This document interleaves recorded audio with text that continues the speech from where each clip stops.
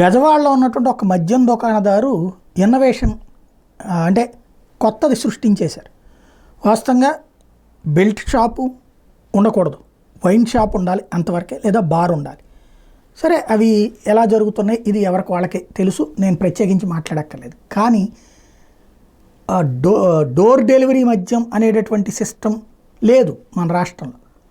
కానీ ఒక wine shop అతను తెలివిగా చేసినటువంటి సోషల్ మీడియాలో పెట్టిన పోస్ట్ ఇప్పుడు వైరల్ అయ్యి చివరికి అది రాజకీయ అంశం దాకా వచ్చింది. ఒక అతను తన ఫోన్ నెంబర్ పెట్టేసేసి ఎస్విడి వైన్స్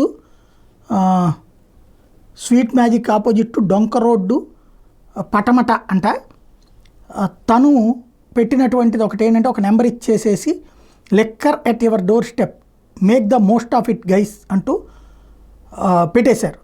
అంటే ఆ నెంబర్కి కాల్ చేసి ఆర్డర్ ఇస్తే ఇవి ఉన్నాయి కదా ఇప్పుడు ర్యాపిడోలు లేకపోతే ఇట్లాంటి వాటి ద్వారా, లేకపోతే వీళ్ళే డెలివరీ పంపిస్తారేమో ఇంటికి.